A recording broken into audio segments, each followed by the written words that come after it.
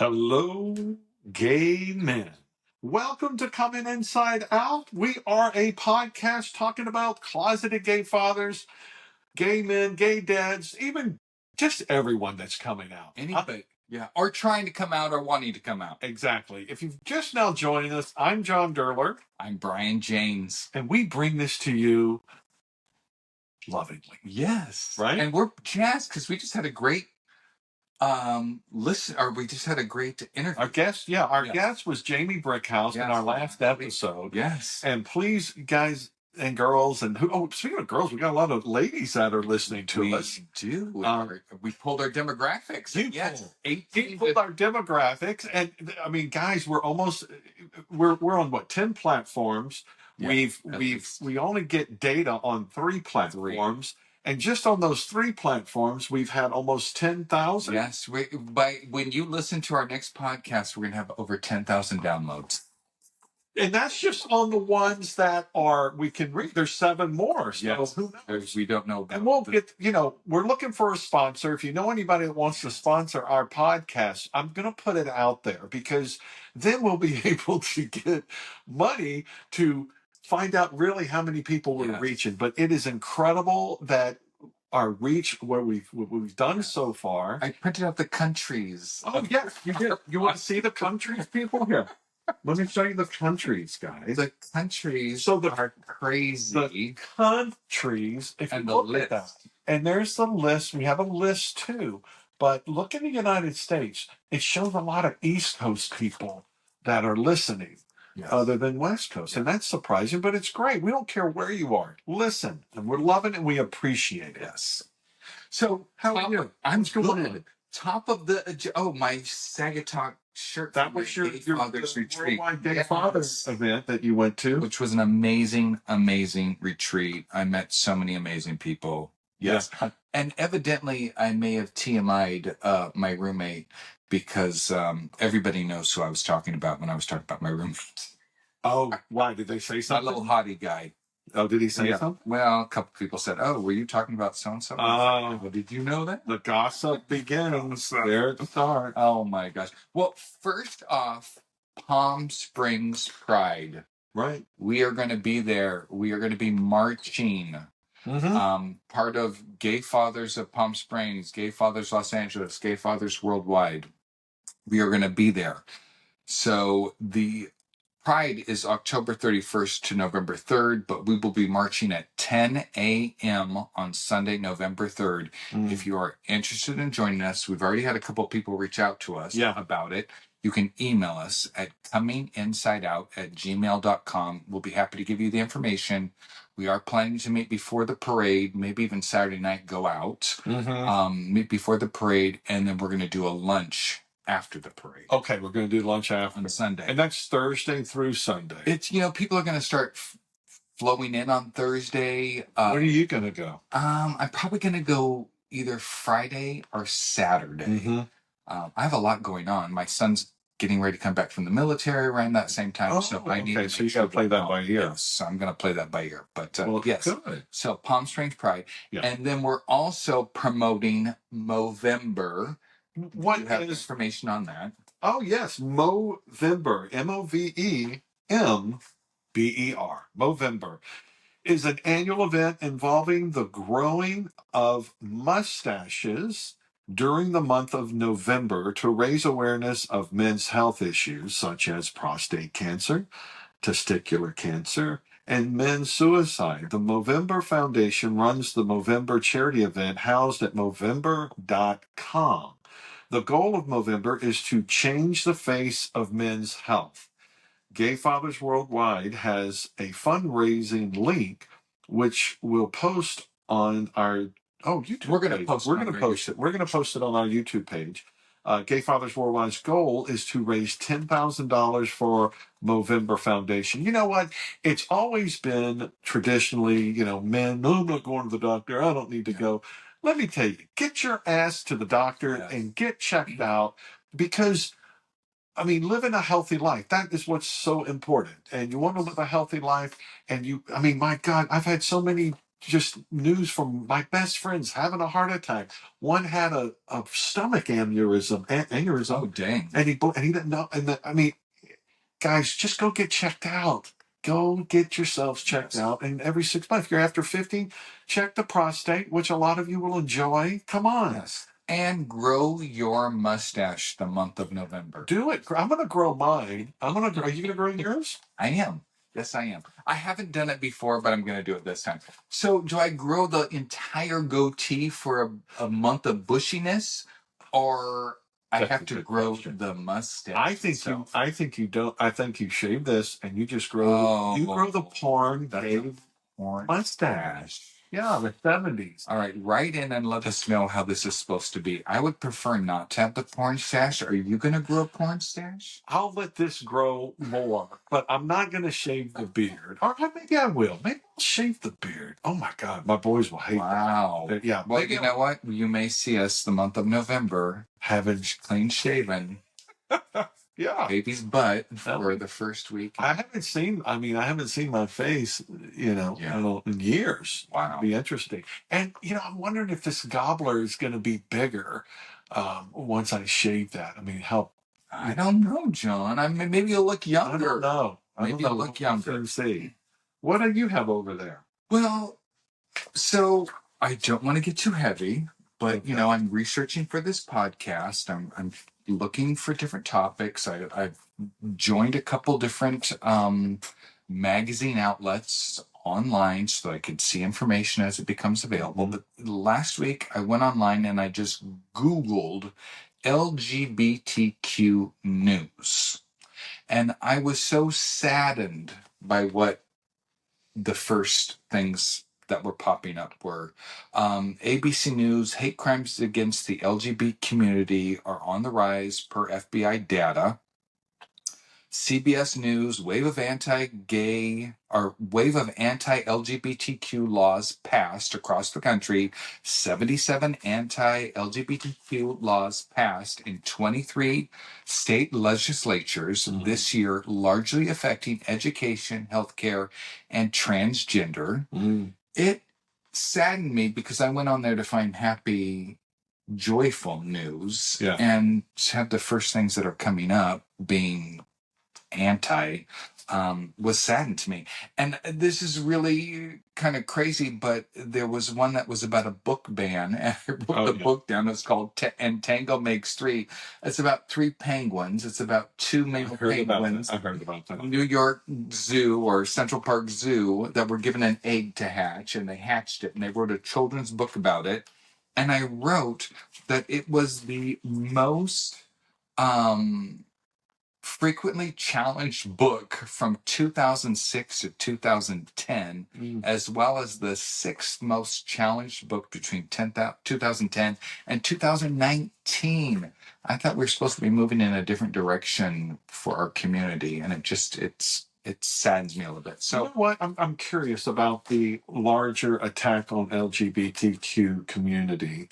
It seems it's on the rise, right? Yes. Well, is our population on the rise too? That people are finally coming out, and there's more added to that pool. Therefore, there's going to be more. My take on it is the more that we are given light, the more that we are brought into view, the more people that are coming out to hate against it. So our rights are on the rise. We talk about marriage. We talk about equality. We talk about healthcare. We talk about education. I think transgender now coming into the frame of all of this is scary for a lot of people. It is scary. And people are coming out and they're protesting. I don't know, more and more hateful, however it is. But I want to share something. Let me share something with you about transgender. Will Ferrell came out with an amazing documentary, and it's called Will and Harper. And I watched it the other night. I don't know if you've watched it. I've seen the trailer for it. Let me tell you. It was when Will just was starting out at Saturday Night Live. There was a writer, and I forgot his name. Sorry, but Harper something. Well, his name back then was not Harper, but when he transitioned, now he's a she. It's Harper, and it takes you through what they end up doing. They go from New York all the way to California, and they go through different parts of the country to see what the reaction is with Harper. And Harper loved, when Harper was a man, loved going to these old bars, these biker bars, and playing pool and just talking to people. He's a brilliant writer, funny writer. He was the one, you'll see he's the one that's, they did the commercial in SNL. It's called Oop, I've crapped my pants. And that was his skit, but he did many of them, but that was one that stood out to me. Not that I crap my pants, but I soon will be when I get older. And if you don't go check yourself, you're going to be doing it sooner than you think.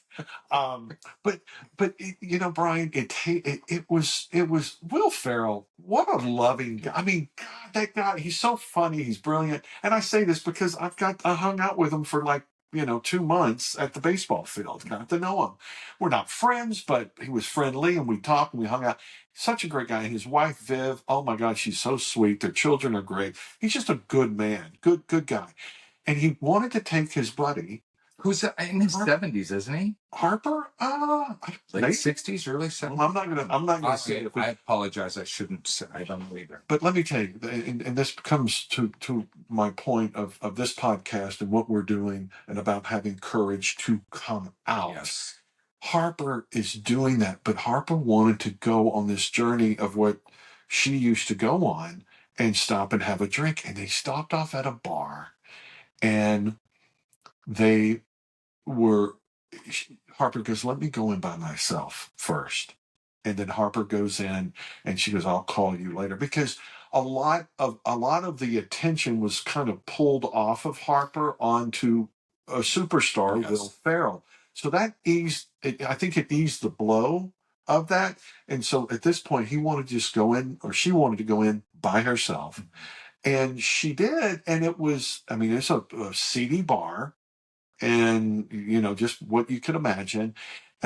Started talking to this one woman, and then she brought Harper to the table, and then they all started talking. They thought it was great. And then, people would come in and introduce this one young kid, goes, hey, bro. And she goes, I'm not a bro. Oh, I said that was part of the trail. Oh, was that part of the trail? That's part of the trail. And so, I think everyone should see this. I think everyone should see this because it's a great example of coming out of wherever you are. And my kudos to Will Ferrell and those guys doing it. I'll say one more thing, and they went into a Texas restaurant where it's the big steak. If you eat this, like, I don't know, 3-pound steak or 5-pound steak, you get it for free. But Will Ferrell came in as like Sherlock Holmes. I don't know what he was doing, but they set them up there to do that. But then it turned on them. People didn't like it. They started filming them, and then they just were horrible. Hate stuff. They started doing it. It was really, really bad. And they felt it too. So look, it was a brave thing to do. Not everyone, accepted them, but man, it's great. So my suggestion is to definitely watch that. I'm glad you brought that up because I did watch the trailer, but I have not seen the movie. Oh, watch it. I will definitely watch it. Yeah, you'll like it. You'll like it. Well, John, I wanted us to read a letter from a listener. We had a listener write into us about a month ago and told us part of his story, told us a little bit of his coming out, told us how some stuff that had happened to him at church, which was unfortunate for him. But he wrote back to us, and I printed that, and I was hoping that you could just share some of that email. Thank you so much for reading my email and including me on your podcast in episode 18. That was such an exciting event in my life. I am so grateful for the kindness, understanding, and the encouragement you both gave to me. It really means a lot. There really isn't any other podcast out there, blah, blah, blah. Yeah, thank you. Of specific and how we do it. I've shared your podcast with many of my friends who were in mixed orientation marriages. Some of my friends have chosen to remain in their marriages because of what they understand in their commitment to their beliefs. Yeah. It is not an easy road. I try to give them a perspective that they may not hear very often in their religious bubbles, because of all I've learned, I know that I could never go back to that repressed life I had before. But my friends know that I understand where they are and have been. Oh, and this one thing, I want to ask you about something that I feel like we have in common because of this very special relationship we had with our wives. How the heck do you go about trying to find that special someone when all of the ways to meet another guy seems to be geared toward having hookups? Yes. I think I mean it's a lot. There's a lot of men that have met, just like when we're talking to Jamie, at bathhouses or hookup places, but then they find love from that person. Yes. Which is, but I mean, I think there's plenty of places. I mean, you're going to have to share that with me, this person that wrote in, and a whole bunch of other people, because I find hookup opportunities all over the place. I do not find emotional connection with other men anywhere other than with the guys in our group, which we're not a sexual group, we're a friend group. So somebody, I think I shared this on a previous podcast, someone said I was demisexual, somebody that has an emotional connection with somebody before it's a sexual connection with somebody. So I think this listener's along the same lines. Hey, it's great to go out and bang one out, but there's less satisfaction in banging it out with somebody than it is having an emotional connection with somebody and have intimacy. Much easier. It's much easier, I think, for men. I won't speak for women, but I do see a lot of younger generation on Tinder, and they're very open to sexuality, like by having a hookup with. This is heterosexual girls, hooking up with guys, and it's the shame is not there for like it was with women back in the day, and I think that's liberating for women. Yeah, women sometimes want to have sex too. They want to have sex too, and they're not a whore or a slut. I mean, we all are whore and sluts. And there's so many people judge. They so much judge, but it's so funny. I met someone, and he was very, very nice, very sweet, and then I met him again, and but then I got so busy, and I had, it'd been a few weeks had passed, and I texted him.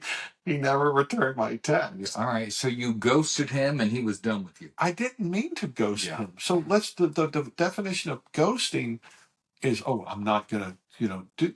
It was my life, my kids, and everything. I just got so busy, and for parents or for single dads that have children, it's that may be a harder thing for me, or more challenging. I won't say more challenging to meet someone that can understand that, and that will want to give their that has the patience to wait 2 weeks or 3 weeks. That gives you the room. That gives you the room, and he was a really nice guy. Well, because you have more in your life than wanting to just hook up with another man or having an attachment or connection to another man. You have a family that you're raising. Right. I have family, but this was the first or second time that I thought, I could see myself going out more with him. But it didn't happen, and I'm just sharing that because that's what we do here, and we move on. But yeah, so I want to talk about, and with your permission, about your son who is in. He's in the Marines. He's in boot camp in the Marines. And if you're a gay father out there and you are wondering how are my children going to take this?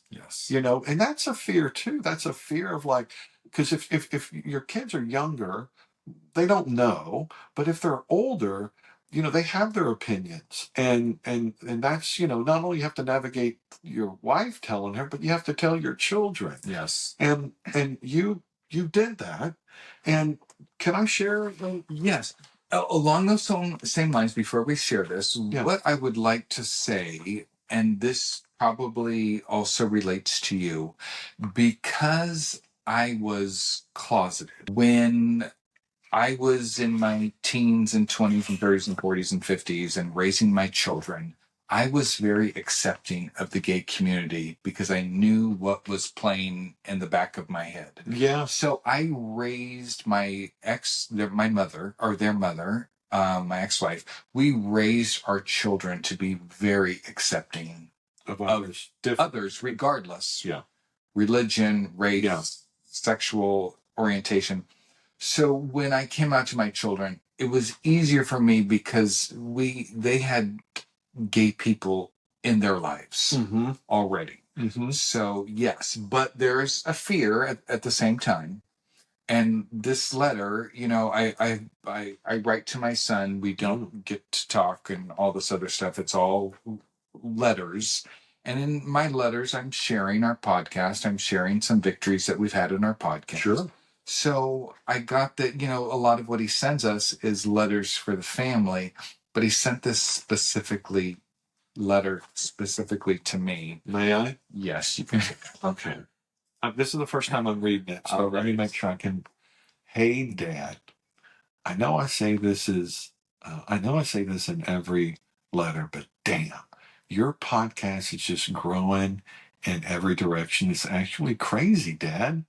Like, to me, I just think that's the coolest thing ever. Like, my dad has people reaching out to him from all over the world. Do you know how proud I am to be able to say that? So freaking badass, bro. So freaking badass, bro. Daddy, bro. Also, your Michigan trip. I totally forgot you were doing that. I bet that is going to be such a blast. You deserve every second of that trip, Dad. You were so awesome. I bet. Cole, this is my older son was home alone, so he kind of was like, I bet Cole had as good of a time home alone as you had on your trip. So is this good enough? Yeah. It was just so sweet. I know. How sweet. It's so sweet. And you're right. You guys raised a beautiful child that, how, God, I hope my kids write me a letter like this. And he's 18, and yeah, that is so sweet. You. Well, that says a lot to you and your wife, or your ex-wife, yeah, about how you guys, raised. Because guys, that's what we're doing. We're raising citizens of the world. Yes, these are the next generation that are going to be. But boy, the millennials, they got fucked. Yeah. Woo, man, they're a bunch of assholes. So let's make a change, people. Yes. Because it's so funny. I went to a comedy club last night, and this one woman was saying, people in California or in LA, their kids get away with everything. They get away with everything because they can never see the anger on their mom's face because they have too much fucking Botox. It was hilarious. I'm really mad at you, but I can't really convey it to my face. She was so funny. And all my dad or mom had to do was give us a look. Right. They give a look, but no, they can't. And I think that's what's happening with the millennials because their parents are full of boats. Yeah. And they don't see the anger.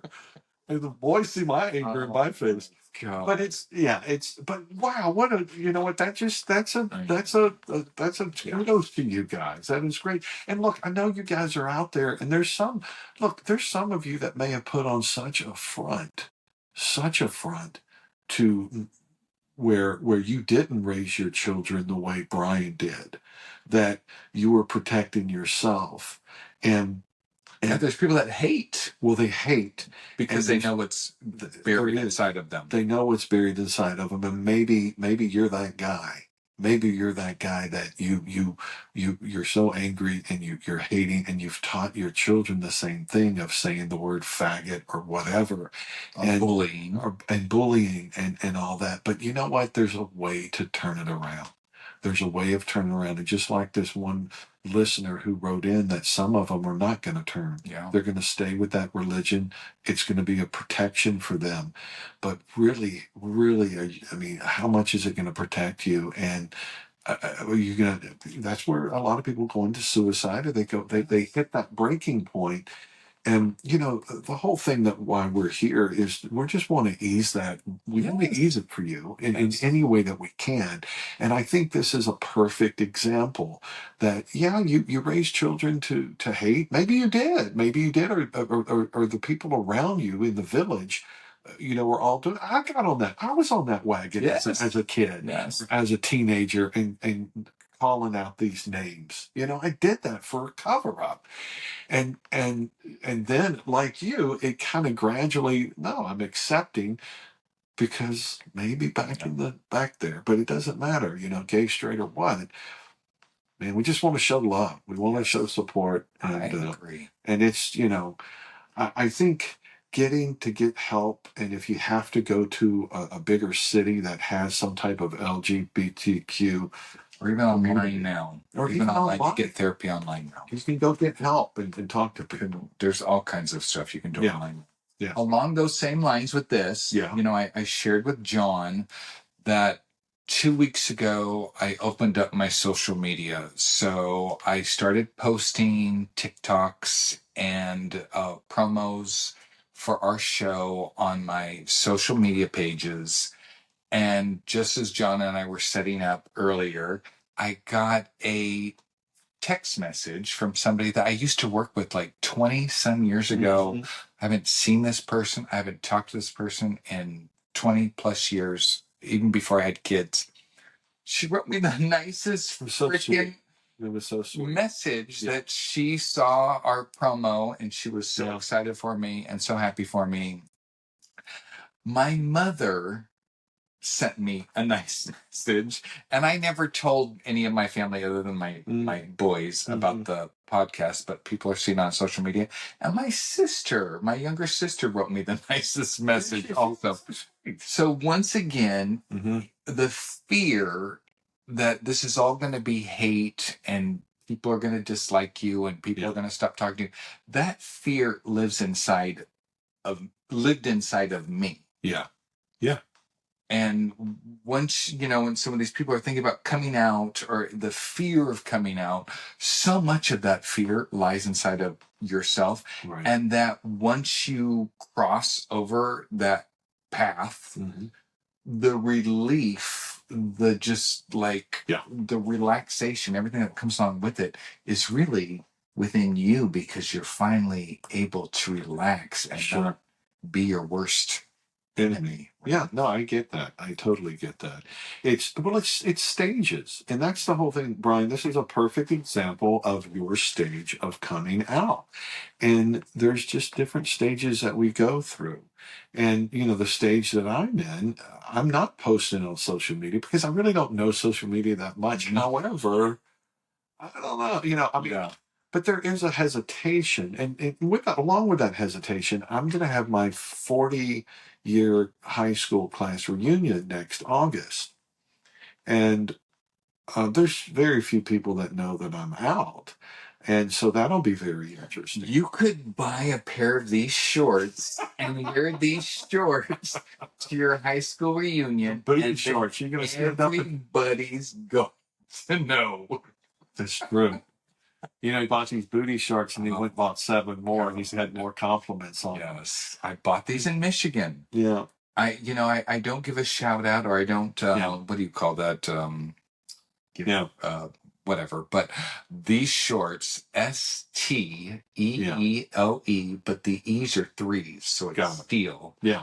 Man, I love these shorts. Well, maybe I'll wear those shorts. Yeah. But anyway, it's part of what, that's a part of my process. I mean, we're doing this podcast, and that's great. And some may think that, oh, John's out everywhere. No, I'm not. And I find that, I don't need to sit out there and be out to everybody, but it was just something I was thinking. I'm like, oh, okay, well, wait, I'm going to be going to my high school reunion, and, I'll be coming, last time they saw me was that was 30 years. That was a 10-year.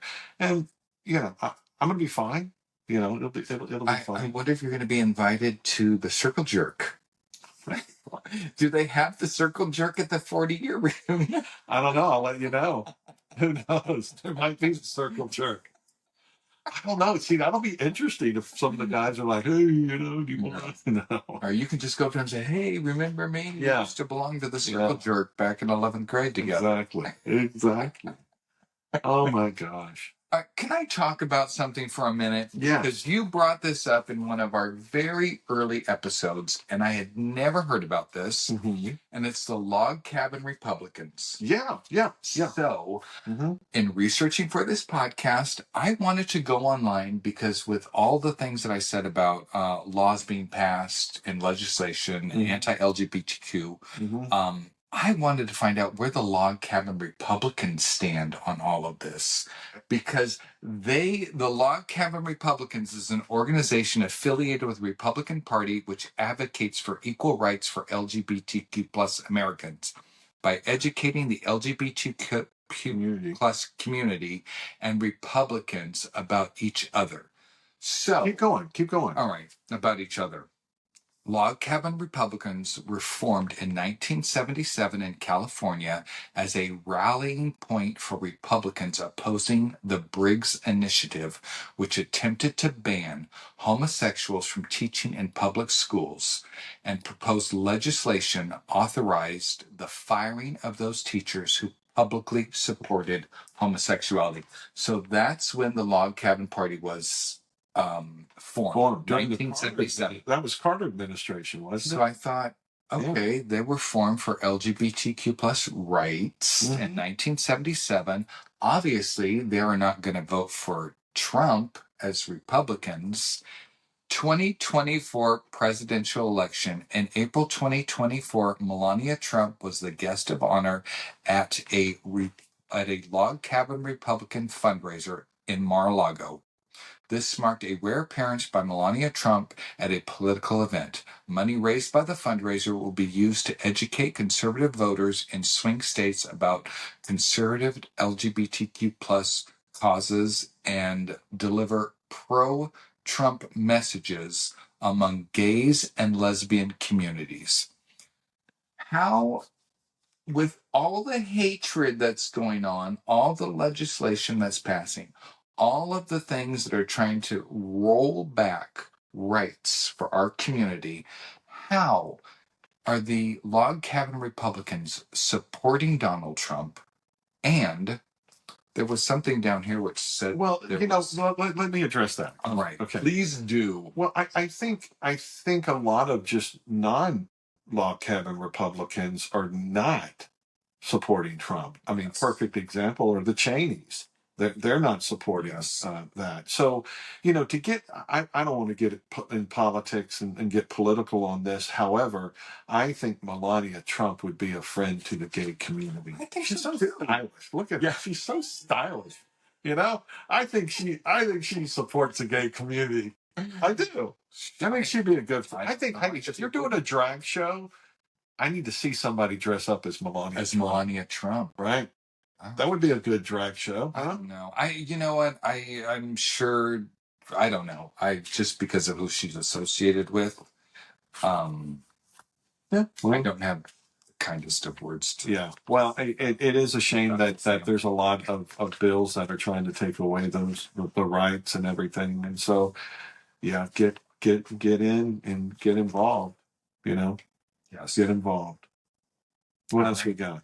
Well, that, other than Pride, getting ready for Movember. Yeah. That's all I have for us today. I think this was a nice. This was good. Yeah, this was good. I enjoyed it. Sunday afternoon, I'm going to take a walk down here. They have called Larchmont Village. Larchmont Village, and listen, they have Underwood Farms at their farmers market has yellow watermelons. Right. Not red watermelon, yellow, and they're really good. Get one. They're very sweet. They're very sweet. They're very good. And listen, to all of our listeners, if you guys, we're not sponsors, but we definitely need to make a living. So if you know anyone that is going to be selling, investing, or buying in Southern California and Los Angeles, we can take care of your friends or families or whoever's going to do that. Absolutely. And if you are an LGBTQ plus business, yes, you would like us to promote you on our podcast, write into us, let us know. We'd be happy to give you guys a plug. No, I think that's, listen, I think that's, we need to work together. We're all in business. We're all smart. And we all can need each other's support in other ways other than this, but in business and living life. Yeah, I reached out to the guy that mailed us the gift, those soaps. When he's ready, I would love to plug his business. I would love to too. And are you using those soaps? No, I'm not. I'll tell you who's using them. Who?